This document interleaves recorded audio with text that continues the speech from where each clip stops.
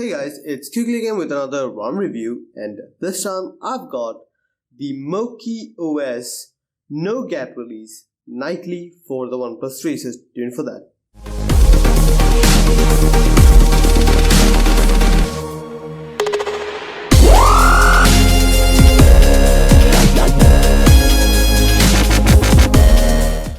So guys, now Mokee has also moved on to the Nougat releases, and that is a very good thing. Now, I have been a fan of Mokee OS from a long time ago, mainly because of their incremental update system, which is really amazing, and it is quite useful for someone like me who's on the travel and can't download the full ROM all the time. So incremental update does solve that issue. So yeah, let's get started on the review. Now, first of all, in the settings menu, you can see that this is on the 7.1 version. It is MK710. So that is the latest version of Mokee OS which we can find, which is the nightly version. It is dated 24/11/2016. So that is the version which we have. So that's really cool to have. Now, this is the 7.1 version. As I've said, it's the latest and greatest.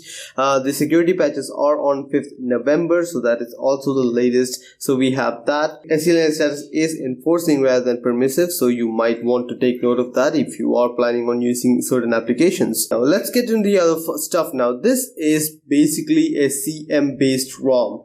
There's no way of getting around that, so you are going to expect bugs which is relatable to CyanogenMod. So nothing different in that regard. You still have the echoes on call, but there is a fix available. You still have issues with third-party applications for camera like Snapchat. Well, Instagram, I was able to use it, but Instagram does have the camera zoomed in all the way. You might have to exit and re-enable the camera on Instagram to get a nice photograph. So those problems are still here.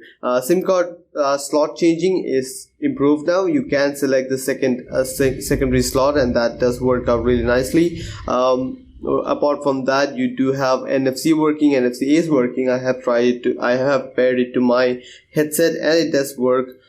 Display, in the display option, it does have live display, and I've seen this live display is working. It does work in automatic mode throughout the night. It did not change back.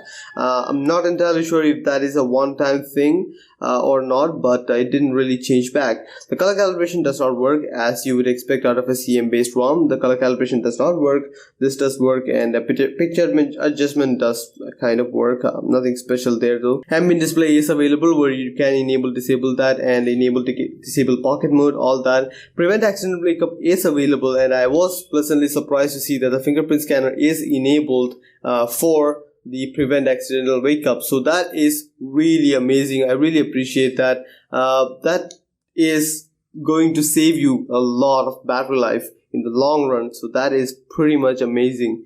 You do have notification light with automatic color calibration and also battery life for 3 modes, so you do have that. That's pretty nice to see. Now the battery life, well, this is just my charging cycle from yesterday night. I personally didn't find very good battery life on this one.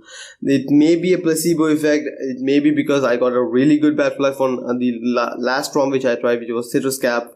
But I was kind of not expecting. I was expecting a better battery life than what I received with this ROM. Now I am not running any custom kernels or anything like that. I'm just running the normal stuff whichever is here. So yeah, I'm not entirely sure why that is though. Now it does have the buttons configuration, so you can enable, disable the on-screen buttons, and you do have options to customize home button, recent button, and the volume button for different scenarios like playback control and keyboard cursor control. So that does work out really nicely. Gestures are available, and you can go for the gestures for any of these. So yeah, flashlight, all that works, and that is really nice to see. Alert slider does work, and I have used alert slider. You do have the swap button also. If you're coming from something like Samsung or any other smartphone, you can swap the buttons here, so that you can just consider that. There aren't much else about this ROM. This is as stock as a CM based ROM as you can get, with a little bit more of options. So let's get in the status bar. In the status bar option, you do have status bar icons, where you have this one. Clock style can be customized and even hidden, so that is one thing there. Network speed options are available. You do have network outgoing and incoming options, but there is no customization available. So yeah, AM/PM styles is available. As you can see, I have enabled something which I like a lot here. Battery status style. Now battery status style is available, but again it is one of those CyanogenMod bugs where it is not just working.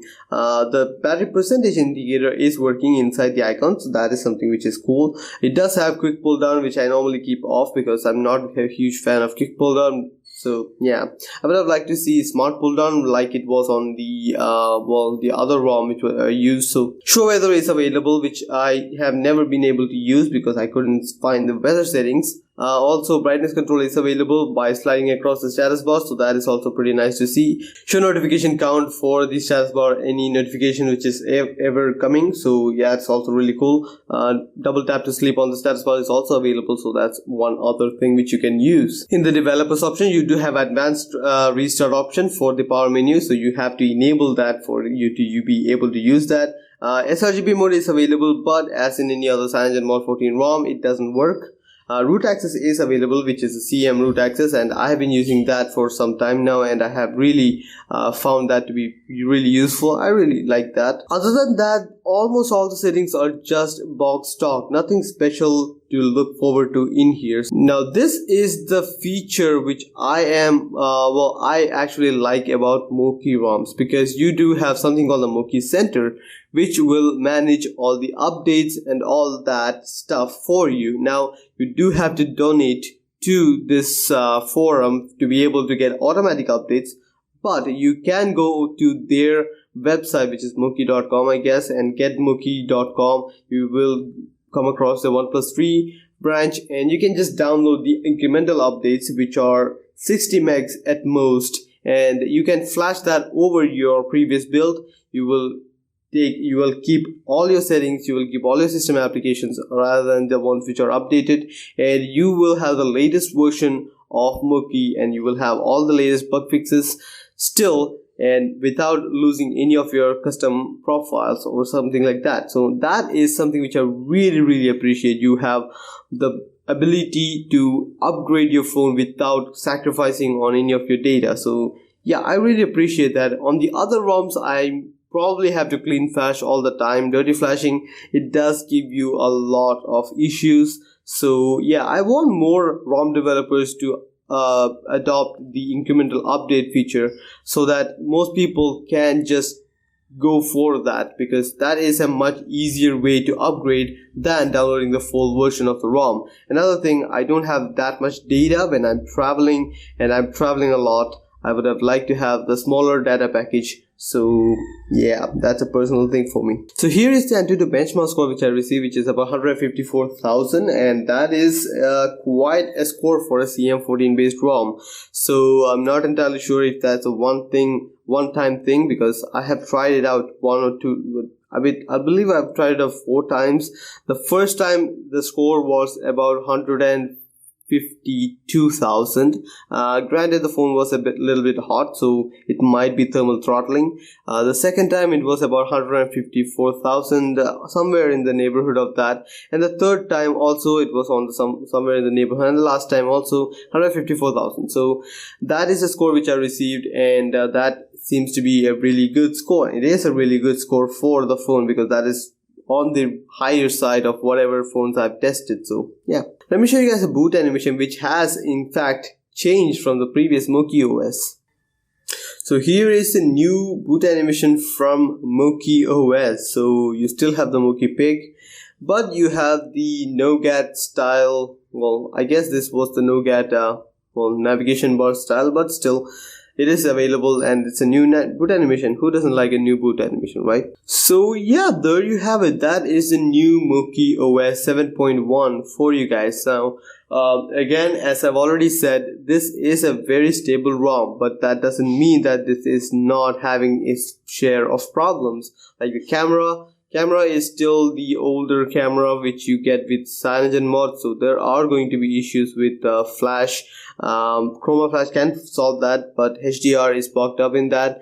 You can use footage camera and be done with it, but again, that's not what most people like to use. And echo problems are available, so you might be a little disappointed with the echoes which is coming. And yeah, that's something there. Something which I really like in Mokee ROM is that the messaging application has a little red button there which I can just click, and it is no longer blacked out or unread in the messaging application. So I'm not entirely sure if any other application is available with that feature. Older CM ROMs were with that feature. I really like that, because I don't want to go back into my SMS application and just click it just to make it red. That is something which I really appreciate. I wish more ROMs had this option. As of now, Mokee doesn't really offer much more than the incremental update feature for me. So yeah, it's basically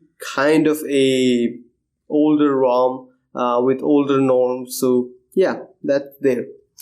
So I guess that much is it about the ROM then. Hope you guys liked the video. Please share, subscribe and like the video if you found it useful. See you guys next time. Bye.